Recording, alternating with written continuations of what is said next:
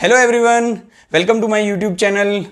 आप देख रहे हैं कि लगातार कई दिनों से मैं एमएससी केमिस्ट्री और बीएससी केमिस्ट्री के लिए गवर्नमेंट जॉब के बारे में कई सारी वैकेंसीज पोस्ट की है और इसी कड़ी में आज के इस वीडियो में बात करेंगे एक और सेंट्रल गवर्नमेंट जॉब के बारे में। यूपीएससी, जिसे हम यूनियन पब्लिक सर्विस कमीशन कहते हैं, उन्होंने नोटिफिकेशन निकाला है कंबाइंड जियो साइंटिस्ट एग्जामिनेशन के लिए। तो कंबाइंड जियो साइंटिस्ट एग्जाम 2023 के लिए नोटिफिकेशन आ चुका है। 21 सितंबर 2022 को ये नोटिफिकेशन आया और इस नोटिफिकेशन में एमएससी केमिस्ट्री वालों के लिए जो खुशखबरी है वो ये है कि यहाँ पर केमिस्ट की वैकेंसी है 19 और साइंटिस्ट बी केमिकल इसकी वैकेंसी है 1। तो टोटल एमएससी केमिस्ट्री स्टूडेंट के लिए जो वैकेंसीज हैं वो हैं 20। अब यहाँ पर हम बात करेंगे कि इसकी जो नोटिफिकेशन जो निकला है इसकी लास्ट डेट क्या है। तो देखिए 11 अक्टूबर 2022 इसकी लास्ट डेट है।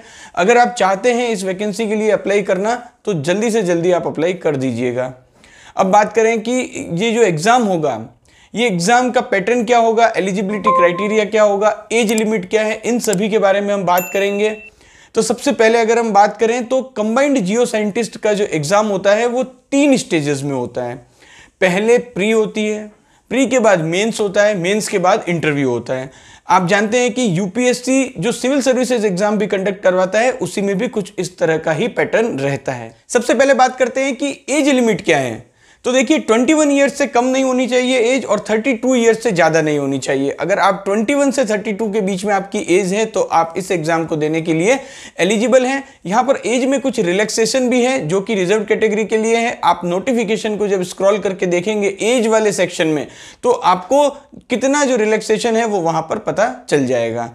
अब बात करते हैं हम सबसे इंपॉर्टेंट क्राइटेरिया की, जो कि है educational qualification. Minimum educational qualification की अगर हम बात करें केमिस्ट ग्रुप ए और साइंटिस्ट बी केमिकल के लिए, तो अगर हम देखें यहाँ पर तो एमएससी इन केमिस्ट्री और अप्लाइड केमिस्ट्री और analytical chemistry from a university incorporated by the act of parliament और स्टेट लेजिस्लेचर और other educational institute established by the act of the parliament और declare to be deemed university under section 3 of the university grant commission act 1956। तो अगर बहुत ही सरल शब्दों में कहें तो आपके पास एमएससी केमिस्ट्री होना चाहिए, अप्लाइड केमिस्ट्री या एनालिटिकल केमिस्ट्री, तो आप इस एग्जाम को देने के लिए एलिजिबल हैं। और आप जिस यूनिवर्सिटी से भी ये एमएससी कर रहे हैं वो यूनिवर्सिटी यूजीसी रिकॉग्नाइज्ड होनी चाहिए।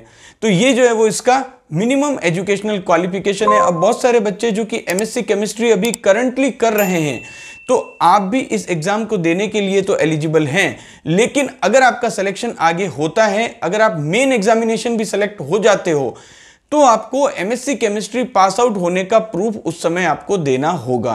तो ये जो कंडीशन है वो एमएससी केमिस्ट्री परस्यूइंग स्टूडेंट के लिए है, जो कि आप स्क्रीनशॉट में देख सकते हैं। अब बात करेंगे सबसे इंपॉर्टेंट क्राइटेरिया की, जो है एग्जाम का पैटर्न। जैसा कि मैंने पहले भी आपको बताया था, यूपीएससी कंबाइंड जियो साइंटिस्ट का जो एग्जाम होता है वो 3 स्टेजेस में होगा, स्टेज 1, स्टेज 2 और स्टेज 3।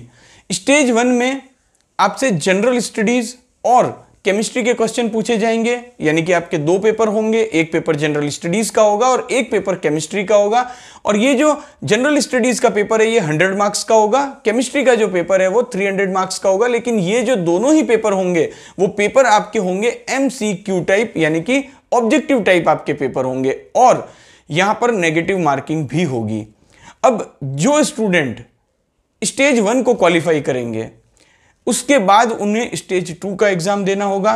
तो देखिए स्टेज 1 और स्टेज 2 के बीच में अब आपके मन में एक सवाल आ रहा होगा कि कौन से स्टूडेंट होंगे जिन्हें क्वालिफाई माना जाएगा। तो देखिए जितनी भी नंबर ऑफ पोस्ट है उनके 6 से 7 गुना जो कैंडिडेट है उन्हें स्टेज 2 में सेलेक्ट किया जाएगा। तो स्टेज 2 में अगर आपका सिलेक्शन होता है तो आपको वहां पर 3 पेपर देने होंगे केमिस्ट्री के। तीनों ही पेपर किसके होंगे? केमिस्ट्री के होंगे। आप यहां पर देख सकते हैं कि जो तीनों पेपर होंगे केमिस्ट्री के उसमें आपको ड्यूरेशन जो होगी वो 3 आवर्स होगी और तीनों ही पेपर ईच पेपर 200 मार्क्स का होगा। लेकिन यहां पर जो सबसे इंपॉर्टेंट बात है कि ये स्टेज 2 के जो केमिस्ट्री के तीनों पेपर होंगे ये कन्वेंशनल मोड में होंगे, यानी कि यहां पर आपको जो है वो डिस्क्रिप्टिव आंसर लिखने होंगे, ये ऑब्जेक्टिव टाइप पेपर नहीं होंगे। और इसके अलावा एक बहुत ही इंपॉर्टेंट बात कि जो स्टेज 2 के केमिस्ट्री के पेपर होंगे उन्हें आपको इंग्लिश में ही लिखना होगा, वहां पर आप हिंदी में नहीं लिख सकते, और जो पेपर भी सेट होगा वो इंग्लिश में ही होगा। तो यहां पर आपको जो है वो समझ में आ चुका होगा कि स्टेज 1 होगा, स्टेज 1 में जो क्वालिफाई होगा उसके बाद आपको स्टेज 2 देना है, और स्टेज 2 में जो बच्चे क्वालिफाई हो जाएंगे उन्हें पर्सनैलिटी टेस्ट या इंटरव्यू देना है। तो स्टेज 2 के 3 पेपर 600 मार्क्स के हैं, स्टेज 1 के 2 पेपर 400 मार्क्स के हैं, तो टोटल हो गए 1000 मार्क्स। और उसके बाद आपका पर्सनैलिटी टेस्ट या इंटरव्यू होगा जो कि 200 मार्क्स का होगा। तो टोटल मिलाकर 1200 मार्क्स का ये कंप्लीट पेपर होगा। और इसके बाद जब कंप्लीट जो तीनों ही स्टेजेस हैं उनके मार्क्स को काउंट करके फाइनल मेरिट बनाई जाएगी। अगर आप इस वैकेंसी के लिए अप्लाई करना चाहते हैं तो स्क्रीनशॉट में देख सकते हैं, इस URL पर जाकर आप अप्लाई कर सकते हैं। तो 19 Feb 2023 तो स्टेज 1 का एग्जाम होगा, और उसके बाद 24 और 25 जून को स्टेज 2 का एग्जामिनेशन होगा।